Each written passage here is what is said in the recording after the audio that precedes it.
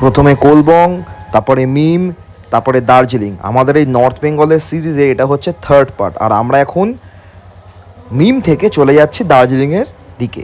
এই দার্জিলিংয়ে যাওয়ার পথে সুন্দর সুন্দর অনেক গ্রিনারি পড়েছে, অনেক রাস্তা পড়েছে। আমরা সব কিছু কাটিয়ে আস্তে আস্তে অবশেষে এগিয়ে যাচ্ছি দার্জিলিংয়ের পথে। আর এই দার্জিলিংয়ের পথে এগোতে এগোতেই প্রথমে আমাদের পথে পড়লো হচ্ছে ঘুম স্টেশন। এই ঘুম স্টেশনে আগেও অনেকবার আসা হয়েছে, বাইকে করে এসেছি, গাড়ি করে এসেছি, কিন্তু যতই আসি এই দার্জিলিংয়ে ঘুম স্টেশন একটা কিন্তু অনবদ্য জায়গা। এটা না দেখলে মনে হয় না যেন দার্জিলিংয়ে আমরা এসেছি। তো যাই হোক, আমরা আস্তে আস্তে ঘুম স্টেশনের মধ্যে দিয়ে এগিয়ে যাচ্ছি। তখন বেলা ছিল, তখন বেলা 1-1.5টা ছিল হয়তো, খুব একটা বেশি বেলা হয়নি। ট্রেন খুব একটা দেখতে পাইনি। যে একটা ট্রেন তোমরা দেখতে পাচ্ছ দাঁড়িয়ে আছে, ছাড়ার জন্য প্রস্তুত। তা টয় ট্রেন চলার ইচ্ছা অনেকদিনই ছিল, কিন্তু সেটার হয়ে ওঠেনি। যাই হোক, আমরা আস্তে আস্তে ঘুম স্টেশন অতিক্রম করে চলে এলাম বাতাসিয়া লুপে। এই যে তোমরা দেখতে পাচ্ছ আই লাভ দার্জিলিং লেখা আছে, বাতাসিয়া লুপের মধ্যে আমরা চলে এলাম। 50 টাকা করে টিকিট কাটলাম, টিকিট করে বাতাসিয়া লুপের মধ্যে এন্ট্রি নিলাম। বাতাসিয়া লুপ আগেও আমাদের অনেকবার ঘোরা আছে। তো ঘোরা থাকলে কি হবে, দার্জিলিং এসছি, ঘুম দেখবো না, বাতাসিয়া লুপ দেখবো না, এটা কি হয়?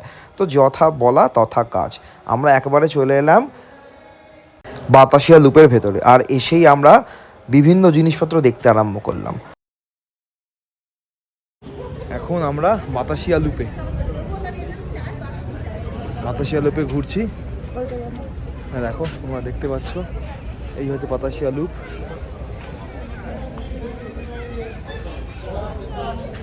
যদিও আমাদের বাতাসিয়া লুপ আগে ঘোরা, এটা আমাদের সেকেন্ড টাইম। কেমন মোমোটা? ভালো।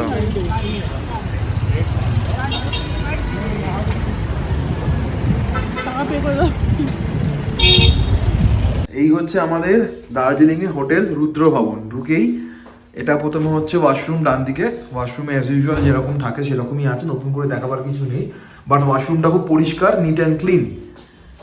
তো যাই হোক, তারপরে এখান থেকে ঢুকে এন্ট্রান্স করে এখানে একটা ওয়ার্ড্রপ টাইপের রাখা আছে ডান দিকে, ঠিক আছে। তারপরে এখানে একটা বেশ ভালো সাইজের একটা বড় বেড। তারপরে এখানে টিভি আছে অ্যাজ ইউজুয়াল। এখানে দুখানা বড় বড় চেয়ার রাখা আছে, কাম সোফা। আর এই ধারে মিরর। আর যেটা সব থেকে দেখার বিষয় সেটা হচ্ছে এইখানে হচ্ছে যে জানলাটা, এই জানলাটা খুললেই এখান থেকে আমরা দেখতে পাবো হচ্ছে কাঞ্চনজঙ্ঘার ভিউ। তো এখন যেহেতু ক্লাউডি আছে বলে কাঞ্চনজঙ্ঘাটা দেখতে পাওয়া যাচ্ছে না, কাঞ্চনজঙ্ঘাটা ওইখানটায় থাকবে। তো ব্যাড লাক, এখন দেখা যাচ্ছে না। এক্সপেক্টেড কালকে নিশ্চয়ই কাঞ্চনজঙ্ঘার ভিউটা আমরা পাবো এখান থেকে। এটা হচ্ছে হোটেল রুদ্র ভবন, বেশ ভালো, খুবই ভালো লেগেছে আপাতত। এখন এখানে বসে প্রিয়াঙ্কা অলরেডি চিল করতে আরম্ভ করে দিয়েছে। আমাদের এখন গন্তব্য হচ্ছে কেভেন্টার্স। আমরা এখন কেভেন্টার্সে যাচ্ছি। হোটেল থেকে সোজা চলে এলাম ডাইরেক্ট কেভেন্টার। আর কেভেন্টার্স এই সাইডে চক্ষু চড়ক গাছ, কি বিশাল লাইন, তোমরা দেখতেই পাচ্ছ। ভেতরে ঢুকেই লাইন। যাই হোক, লাইন কাটিয়ে আমরা আস্তে আস্তে ঢুকে পড়লাম শেষ পর্যন্ত। কোনটা খাবে? পর্কের হট প্ল্যাটার অ্যাজ ইউজুয়াল। আমরা সবাই পর্কের হট প্ল্যাটার খাওয়ার জন্য এখানে এসেছি। এটা হচ্ছে এখানকার অ্যাম্বিয়েন্স। আর আমি এটা খাবো না। কোনটা? এই হট চকলেটটা খাবো না, ওটা কিছুটা বনভিটা টাইপের লাগে। আমাদের পর্ক হট প্ল্যাটার চলে এসছে, এবার খালি খাওয়ার অপেক্ষায়। প্রিয়াঙ্কা অলরেডি চুল ফুল বাজছে, মানে না রেডি টু ইট, একদম রেডি হচ্ছে খাওয়ার জন্য। না চুল বাঁধা শেষ, চুল বেঁধেই একেবারে খাবারের মধ্যে ঝাঁপ দেবে। না, খেতে আরম্ভ করো। আচ্ছা, আমি একটু মাঝখানটা তুলে এনে দিয়ে দিয়েছি। চল লেটস স্টার্ট। ঠিক আছে, আমি স্টার্ট করছি। আরে যে খাবার তো রেড মিট আর চিকেন রেড মিট।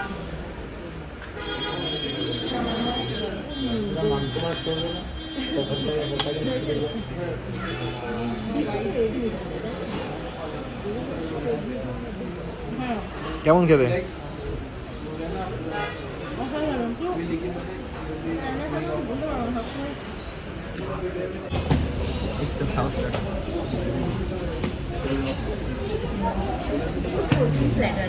পড়ে আছে এখানে এসে গেছে কি এটা? Sweet and sour? No, sweet lemon. Lime soda, sorry. Sweet and sound. কি? Sweet and sour. Sweet and sour fresh lime soda Fresh lime soda. যেটা আমরা সুইট নিয়েছি Sweet lime soda. Fresh Lime soda. Sweet lime soda. Sorry, fresh lime আচ্ছা soda. Fresh lime soda sweet নিয়েছে। আর আমি বরফ দিয়ে ঠান্ডার মধ্যে। এরপর সেখান থেকে চলে গেলাম গ্লিনারিজে। গ্লিনারিজে গিয়ে খাবো না তা তো হতে পারে না। তো যাই হোক আমরা গ্লিনারিজে ঢুকলাম, কেভেন্ডাসে খাওয়া শেষ করে গ্লিনারিজে এলাম। গ্লিনারিজে দিয়ে গিয়ে ভাবছি কি খাবো কী খাবো, পেটটা তো অলরেডি আমাদের কেভেন্ডাসে গিয়ে ভরে গেছে হট প্লেটার খেয়ে। তো এদিক ওদিক ঘুরতে থাকলাম আর ভাবতে থাকলাম কি খাবো কী খাবো। বেশ 1 বছর বাদে গ্লিনারিজে এলাম। আগের বছর এসেও গ্লিনারিজে অনেক কিছু খেয়েছিলাম, তাই এদিক ওদিক করে দেখছি আর ভাবছি কি খাওয়া যায় কী খাওয়া যায়, এরম করেই টাইমটা কেটে গেল। তারপর সেখান থেকে চলে গেলাম মেলে। মেলে গিয়ে উফ কি ভিড় ভাই, এমন একটা জায়গা মেল, দার্জিলিংয়ে মেল এমন একটা জায়গা যে এখানে ভিড় হবে না এত হতে পারে না। মানে আমি ছোটোর থেকে দার্জিলিং যাচ্ছি, বেশ অনেকবারই দার্জিলিং গেছি। ছোটোবেলায় বাবার সাথে মায়ের সাথে গেছি, তারপরে বড় হয়ে বন্ধুদের সাথে গেছি, ভাইয়ের সাথে গেছি, তারপরে এখন আবার প্রিয়াঙ্কার সঙ্গে যাচ্ছি, বন্ধুদের সাথে যাচ্ছি। কিন্তু দার্জিলিংয়ে গিয়ে ফাঁকা মেল রোড পাবো এ তো আমি এক্সপেক্ট করতেই পারি না। মানে এইটা একটা অদ্ভুত দার্জিলিং আকর্ষণ। মানে এখানে যে যায় সে দার্জিলিংয়ে গিয়ে মেল রোড দর্শন করবে না বা মেল রোডে গিয়ে টাইম স্পেন্ড করবে না, ঘোরার এটা তো কখনোই হতে পারে না। তো যাই হোক আমাদের ওয়েদারটা কিন্তু আমরা বেশ ভালোই পেয়েছি। আগেরবার যখন আমরা মেল রোডে গেছিলাম আমার মনে আছে আমরা খুব ফগ পেয়েছিলাম, চারিদিকে খুব ঠান্ডা পেয়েছিলাম। এখন কিন্তু অতটা ঠান্ডা না, ঠান্ডা আছে কিন্তু অতটা ঠান্ডা না। আর সবথেকে বড় কথা এখানকার ভিজিবিলিটি কিন্তু এখন খুব সুন্দর। আগেবারে মেল রোডে গিয়ে আমরা একদম ভিজিবিলিটি আমাদের প্রায় 0 বললেই ছিল। তো এখন আমরা ওয়েদারটা খুব ভালো এনজয় করছি। তোমরা দেখো প্রিয়াঙ্কাও সামনে হাঁটতে হাঁটতে যাচ্ছে চুল ঠিক করতে করতে। তো মেল রোডে গিয়ে বেশ টাইম স্পেন্ড করলাম, গল্প করলাম, কিছু খাবার দাবার খেলাম। পাশে আমার অনেকগুলো শপ ছিল, সেই শপ থেকে কিছু মেমেন্টোস কিনলাম, বাড়িতে মা বাবা বা বন্ধু বান্ধবের জন্য সেগুলোও কেনা হলো। সব মিলিয়ে কিন্তু মেল রোডে বেশ টাইমটা খুব ভালো কাটছে। আর যেটা বলা বাহুল্য এই মেল রোডের পাশ দিয়ে তোমাদেরকে পরে দেখাবো একটা সুন্দর রাস্তা চলে গেছে, এখানে আর মহাকালের একটা মন্দির আছে। তো আমরা ভেবেছি ওটাও দর্শন করব। লাস্টবার যখন এসেছিলাম তখন ওখানে যাওয়া হয়নি, এইবারে যাওয়ার ইচ্ছা আছে। তো দেখা যাক কী হোক। তো দেখো তোমরা দেখতে পাচ্ছ পাশে এই দেখো ঘোড়ার পিঠে চড়ছে। এখানে ছোটোবেলায় যখন বাবার সঙ্গে এসেছিলাম তখন ঘোড়ার পিঠে চড়েছিলাম, বাবা চড়েছিল। এখন তো বড় হয়ে গেছি, এখন আর ঘোড়ার পিঠে চড়তে ইচ্ছাও করে না। আর তাছাড়া জীবজন্তুর পিঠে চড়ে জীবজন্তুকে কষ্ট দেওয়াটা খুব ভালো দেখায় না। তো এই দেখো তোমাদের বলতেই দেখো তোমরা দেখতে পাচ্ছ এই যে এই রাস্তাটা মেল রোডের ডান দিক দিয়ে চলে গেছে, এটা একটা মহাকাল মন্দিরের দিকে চলে গেছে। তো ওই মহাকাল মন্দিরের দিকে আমরা যাচ্ছিলাম, ভাবছিলাম যাবো। তো যেতে যেতে অনেকটা ক্লান্ত, অনেকটা হেঁটেওছি। তো ভাবছিলাম যাবো কি যাবো না, এই দোনামোনার মধ্যে ছিলাম। এদিকে প্রিয়াঙ্কাও বলছিল যাবে, আমারও ইচ্ছা হচ্ছিলো যাবে, কিন্তু শরীরটা খুব একটা পারমিট করছিল না। তো যাই হোক একটা এন্ড অফ দ্য ডে যাওয়া হয়নি। আমরা নিচ থেকেই মহাকালকে নমস্কার করে নিয়ে চলে এসেছি এবং তার আশীর্বাদ নিয়ে এসেছি। দেখো প্রিয়াঙ্কা ক্যাপ মারতে যাচ্ছে, আমিও একটু ভিডিও তুলছি। সব মিলিয়ে কিন্তু এই মেল রোডের টাইমটা আমাদের খুব ভালো কেটেছে। আর এটা একটা খুব ভালো এক্সপিরিয়েন্সও বলতে পারো। এই হচ্ছে দার্জিলিং মেল রোডের অবস্থা। এখন বিকেলবেলা 4:30 বাজে, কাতারে লোক, যেন দুর্গাপুজোর প্যান্ডেল, যেন কোনো ঠাকুর আছে। আর এই হোপের অবস্থা, হোপের সামনে লোকে ফটো তোলবার জন্য দেখো ভিড়। জানি না কেন ভিড় হয়েছে এখানে এত, এখানে কি আছে সবাই এখানে দিচ্ছে, আমিও ক্যামেরা দিয়ে দিচ্ছি।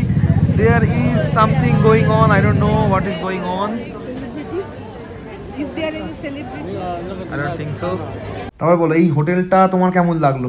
হোটেলটা তো খুব ভালো, আর ভিউটাও খুব ভালো। কাঞ্চনজঙ্ঘা 2টো রুম আছে যেটা কাঞ্চনজঙ্ঘা দেখা যায়।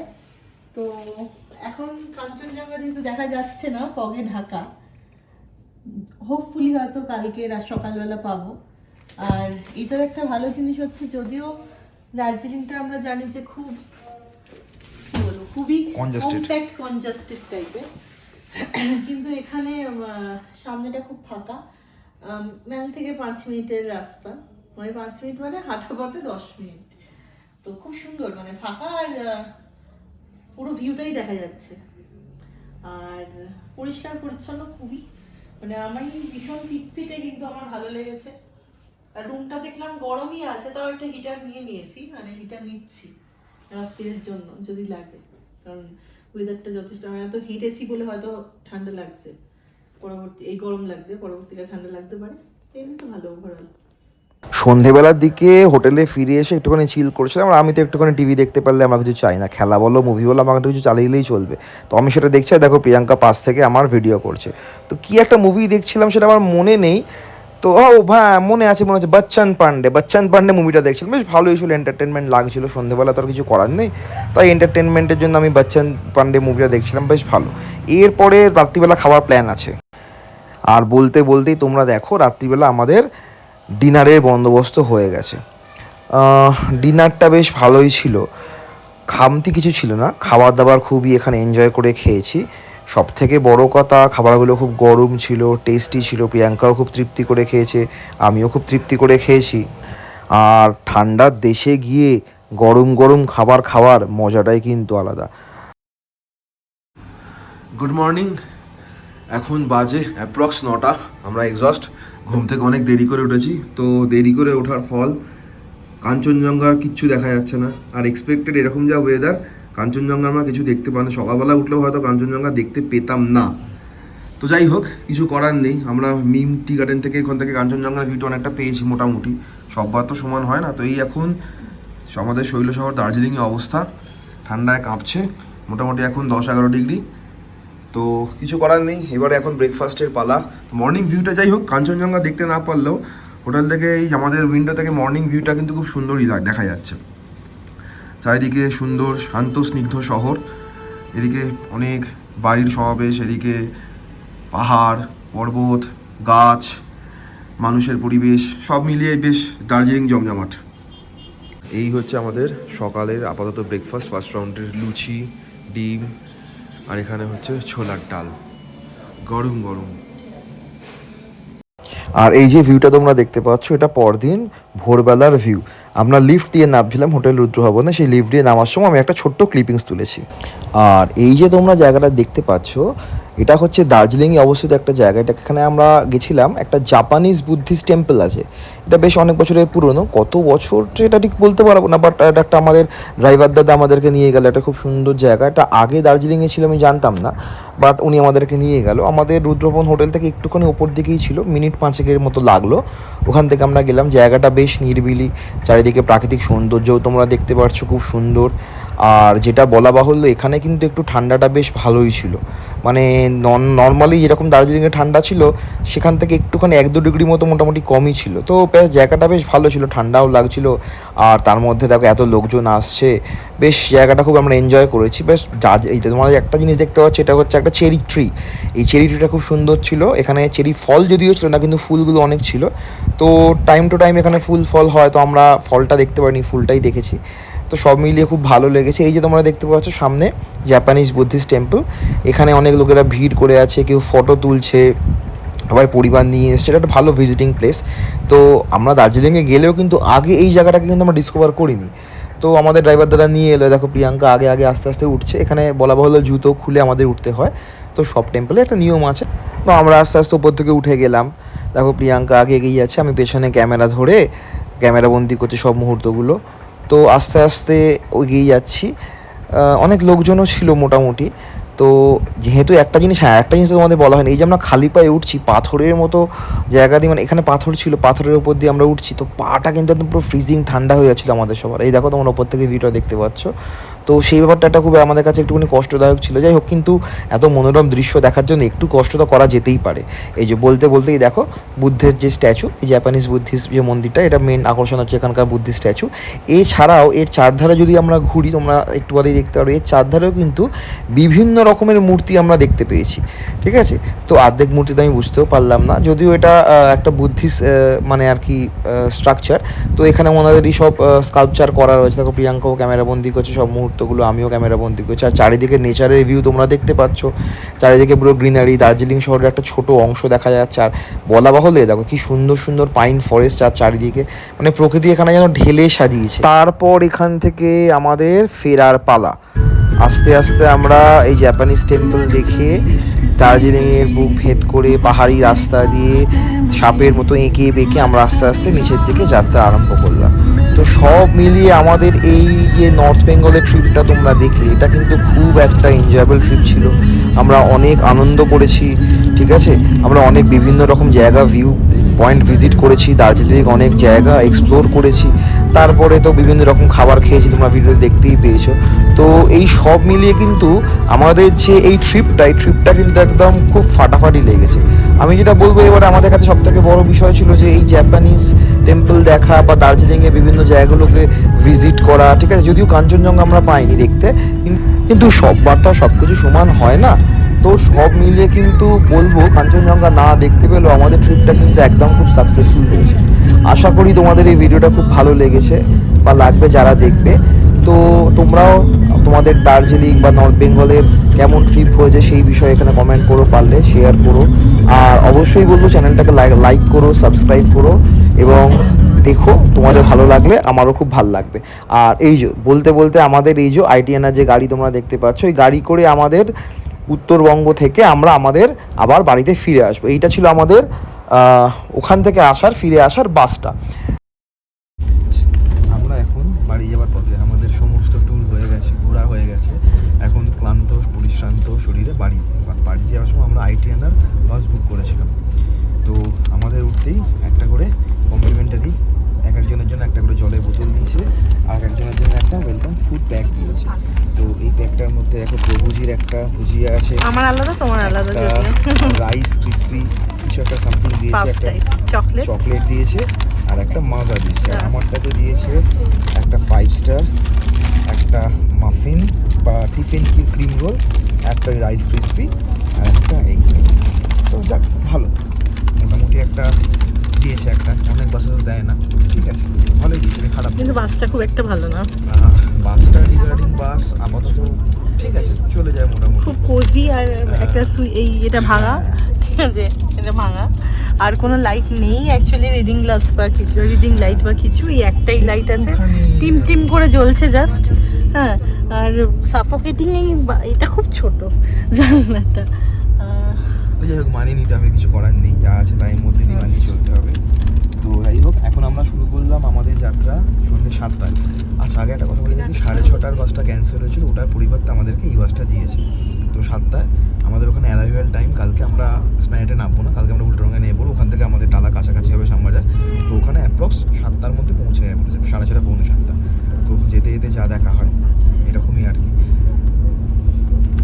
এখন আমরা চলে এসেছি উল্টোডাঙায়, আমাদের জার্নি আজকে শেষ দিন, ভালো কাটলো বেশ। এখন বাজে অ্যাপ্রক্স 5:30, 7টায় ঢোকাবার কথা, 5:30টায় ঢুকিয়ে দিয়েছে আমাদের উল্টোডাঙাতে। তো যাই হোক, সব ভালো যার সেই ভালো তার, কোথায় কি একটা আছে না। তো যাই হোক, আশা করি তোমাদের ব্লগটা ভালো লাগবে, দেখো, লাইক করো, শেয়ার করো। ততক্ষণের জন্য টাটা।